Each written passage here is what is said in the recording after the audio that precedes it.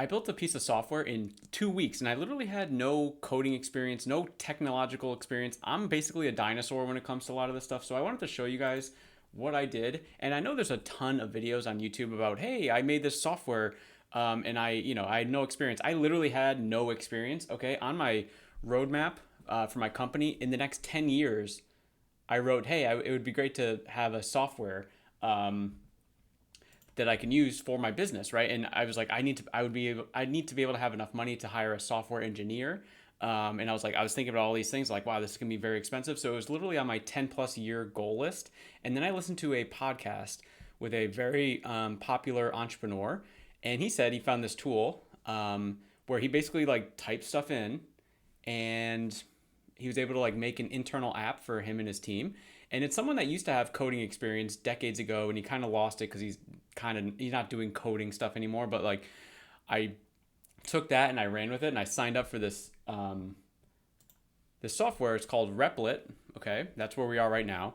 And basically, you just take your words. So me speaking to you right now, it's like you're like a chat agent. Think Chat GPT, but then it just like creates code and it creates a piece of software for you. So this is my budgeting tool. It's called Wealthway, and I'm not trying to pitch you on Wealthway. It's a free tool anyway, by the way. But I just wanted to show you, like, look at this agent here. So I'm basically just talking to it, okay, and then it hides a lot of stuff, but you could see like it's doing a lot of like code stuff. I literally have no experience. I don't know what any of this means. Okay. And I think that's the difference between this video and other videos that I see online about like, hey, I built an app with no coding experience. And then you go in and they start saying like technical jargon. I literally don't know anything about this. So I'm just using my plain English words, and it's creating this thing. And then I come back and it's like, okay, I ask it more questions and it comes back to me. And then there's other, yeah, it's just basically a conversation.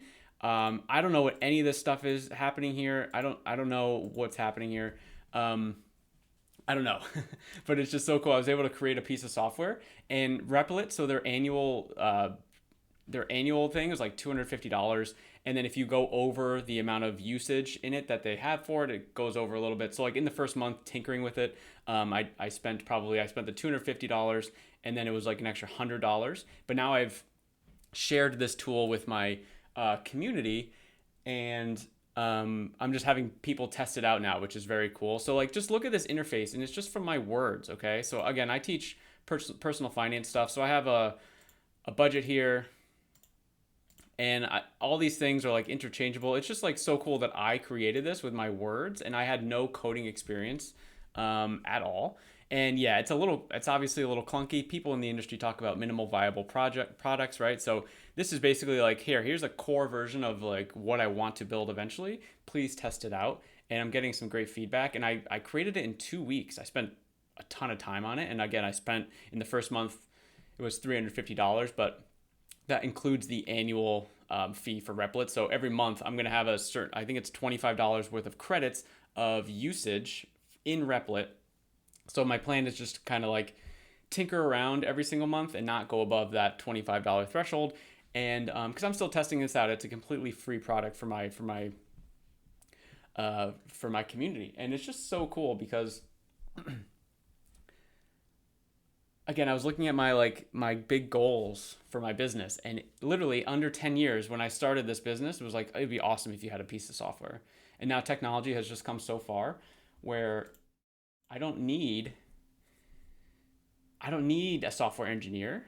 Um, the technology is my software engineer, and I just kind of use my words to create a thing. Now I am gaining some context as I'm building this. It's like, oh, okay, so you have to give it enough context. So in the beginning, my problem was I would just say something and not really understand the back end or the front end of the software, and I still really don't.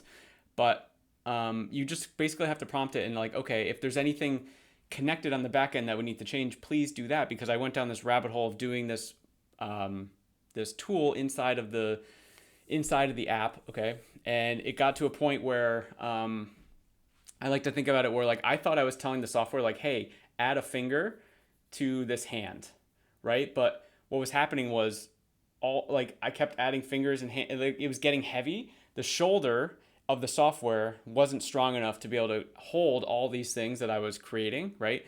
And then it got to a point where like this was this was underbuilt in the software in the back, and I overbuilt this, and it was too heavy for this, and I kind of had to like redo the whole thing. Anyway, that's kind of my experience with it, and it's just super cool. It's if you've worked in AI before, like with AI chatbots, whatever, it's like very frustrating that it can just like hallucinate sometimes, and like it was super frustrating. I'd be up till 11 p.m. or whatever plus, and then my alarm goes off at 4 a.m. in the next morning. But it was so frustrating that I had to spend so much time talking to this thing. But then in hindsight, I was like, you have to think about the big picture. You had this piece of software um, as something that you wanted in 10 years, which is just crazy. And now I had it, I just like started it, I jumped on a thing, and now it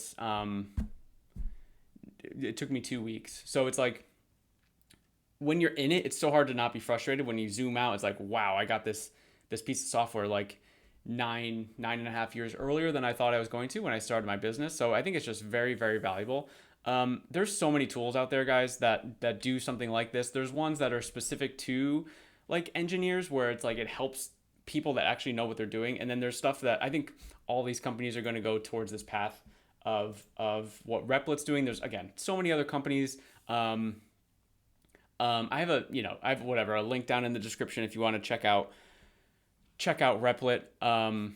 Again, there's so many others. I would just do your research and just see. I'm not trying to like pitch Replit. It's just kind of like, again, I saw this one entrepreneur talk about it, and then I just jumped into it. I did a little research, like, okay, what's the best for the beginners, and this is the kind of the research that I jumped onto. I would strongly recommend. I think every business could probably use a piece of software inside of its business, even if it's internal, like for your projects. And now I'm thinking about like, okay, what are the things that I can create inside my business that I don't really share publicly, but like, what's a piece of software that's going to help me be more efficient? Because right now I'm a team of one, so I'm the I'm the founder. I'm the apparently the chief technical officer, right? I'm everything right now, and I'm sure maybe a lot of you feel that now or have felt that in the past. Super powerful. So I guess the point of this video is to like, whatever technology you're thinking about or whatever's on your like long-term horizon for your business, like the technology is out there to do it. It's out there. So yeah, I would absolutely recommend looking into these types of technologies. It doesn't have to be Replit. And again, the power of community is so strong. I have this community now. I think it's at 184 people the last time I checked. Yep, 184 as of yesterday. And I was able to just reach out in there. I had basically customers. I don't like to call them leads, right? Because it's like, but I have all my people in one thing, and I just make a post. It's like, hey, I created this software for you guys. Do you guys want to check out the demo? And then I got 10 people to say yes, send it to me, and they're part of the beta program. And then I have 10 more now that are part of like the next group, because I don't know software. Like if I have too many people, I don't know if I've created something that's going to break with a lot of people. I'm thinking about the example with the shoulder again and the arms. It's like, if I have too many people out here, is this going to break? So I'm just like slowly sort of adding more people, and then eventually I'll just make it public to everyone and start talking about it on my main YouTube channel and everything like that. But I highly recommend community as well, and I do my community on school.com. So this is my community, Dollar Discipline University, and it's just people chatting about their personal finances and stuff. Again, I have 184 people in here. There's certain things like I'm able to like share messages with people in here. Like there's calendars. There's a bunch of community events that are happening in here. You could charge things like indirectly. I have a free community, but like I have things that people pay for in here. So I have a link for school down in the description as well. I really just kind of wanted to share that software because I think it's so cool. And if you like these videos, I'm doing this channel essentially as like a way to kind of document my journey as an entrepreneur. It's really freaking hard, and I don't have a way to like unload like, what I'm thinking or saying. So like, this is kind of what I'm doing. I think it's going to be super fun in 10 years to look back at all these videos and see where I was. Hopefully share these videos with my kids. I have a 4-year-old and a 1-year-old, have them look at it and just kind of see like, what I had been doing, and maybe entrepreneurship is something that they would be into. It'd be so cool if like I I walked my entrepreneur journey and then they just sprinted and they just destroyed life. That would be so so cool. So that's kind of the goal with this channel. If you like this, make sure to let me know down in the comments. There's gonna be more videos like this. Again, just going through my journey. So I will see you in the next one.